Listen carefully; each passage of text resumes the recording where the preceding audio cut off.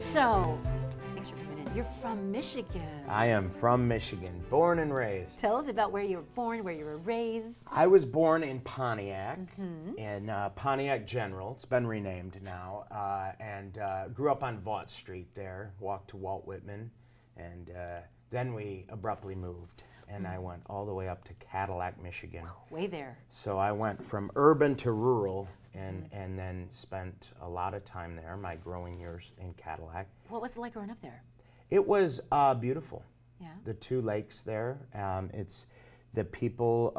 That's the thing I talk about when I talk about northern Michigan is, you get to the four-way stop and you're waved through because people don't have a care in the world. And I know. So sweet. So Everyone's nice. The beautiful thing about Cadillac is the people are sweet and everyone's a 3 a.m. call, right? You break down, you can get anyone there to help you. It's homogenous, so it was nice to go to Central and start experience diversity and different beliefs and thoughts, and that was really helpful for me. What were some of the common traits? You said that people were beautiful and very homogenous. So then what are those common traits that you had in your city? I would say the traits that I still have today, family first, put in an honest and hard day's work. Yeah. I think that's really, as I tour right now doing live shows with Belushi, we find that that's really a Midwestern trait. And it's embodied in Michigan people. Speaking of cracking people up, so you've got great comedy background from Detroit. From Detroit. Tell me about Second City Detroit. Second City Detroit was, Jim calls his Second City experience his grad school, right? I started out in grad school at Wayne State, and at that point it just wasn't for me. I dropped out of grad school and had the opportunity to audition at Second City. Almost passed it up. I was laying on the couch eating Doritos and a block of cheese, and I was happy. And a friend of mine said, please audition with me. I did. We got in. And from there, I spent almost 3 years. And even more so than grad school. It really laid the foundation for me for comedy. And you found it seems that there's a common thread that we have a lot of incredible performers from Detroit, including comedians. We have a lot of people. Why so strong? Why is this community coming from? From living in reality, comedy comes out of it. It has to be based in reality. So we talked about how much we love Detroit. We talked about the struggles of Detroit. And we talked about our investment of Detroit. And from that was a lot of comedy. And because we love it so much. You talk about investment in Detroit or from Detroit. It sounds like you keep giving back to that. You keep performing there. You do more there. You found a theater there. Tell us more about that. Well, there were some theaters that have really blossomed from people, my best friends. The Planet Ant Theater, Hal Soper owns that, and Hamtramck. But originally it was a coffee house, and we worked on it and turned it into what it is today. Mark Evan Jackson, starting the whole Detroit Creativity Project, and brought us all on board with that, and everyone from Keegan Michael Key and Josh Funk, Naima Funk, Mary Beth Monroe, we always try and get back. Mark Warzeka, get back, and give, so that these kids realize, A, there's a lot in Detroit right now, but B, for them especially, is that they have it. It's not somewhere else. They have the talent. They have the ability. Sometimes you just need the confidence. Why is that so important to you to make sure they know that? I had the ability, but I didn't have the confidence.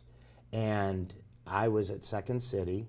Darren McCarty's band was playing way too loudly outside of across from the Fox.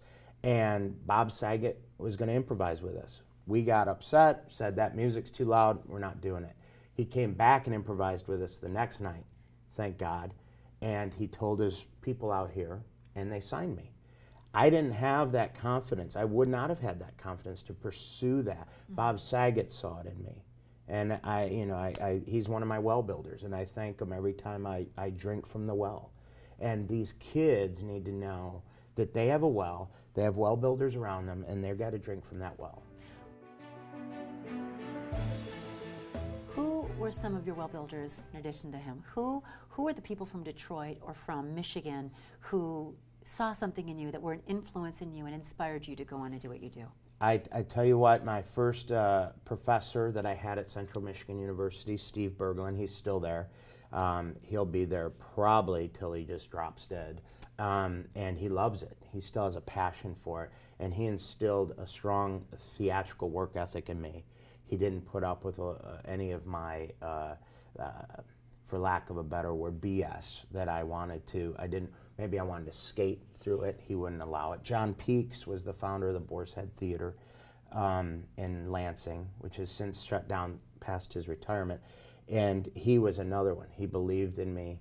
But the things that these people have in common is they expected more from me, but they still had the belief. When you think about Michigan, and you go back frequently, you said too, you bring family, you expose kids. What do you tell me about? I have 5 children. Not 5. 8 to 14 years old. My wife's from Dallas. We met at Wayne State University. And you know, my children love getting back to Michigan. We go all over. Where do you go? Michigan is so dear to me. We hit everywhere we can. So a big spot is Torch Lake. We love Traverse City. If people knew the hot art scene that's going on in Traverse City, it's great. In fact, I get back to Michigan every other year just to shoot a movie there. We've been up and down the Great Lakes, everywhere you can think of. Frankfurt, I love. Ludington. In the Upper Peninsula, the kids love seeing Paradise up top there. Sault Ste. Marie and the Locks. We've been everywhere you can imagine. What about the places you like to go to eat? The places I like to go to eat. Well, you know, I think for a lot of people, Greek Town is a no-brainer, but Mexican Village, like, oh man, my wife and I would have a date night when we were dark on Second City performance nights, and she wasn't performing either. When we would hit Xochimilco's, and oh my goodness, just thinking about those chimichangas. It's making you hungry. With a margarita, but not just anywhere. It had to be there. Wow. It was really, really great. Wow. And that was Tony's off of Birch Run. You want a big, huge serving when you're hitting the road? Tony's. You can't even get through all this food, and it's really delicious. What I don't understand why Michigan remains this secret. It is gorgeous. Anyone who goes there, and again, I'm doing these live shows, and so there are people in the cast who are not from Michigan. They're stopped in their tracks. It's 4 seasons, and every season has something new to offer. It has more freshwater coastline than anywhere I can think of, and it has something for everyone.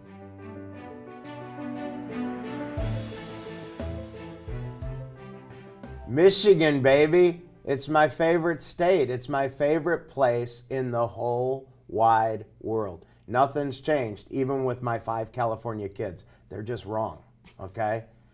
I love Michigan. Say something positive about Michigan every chance you can get.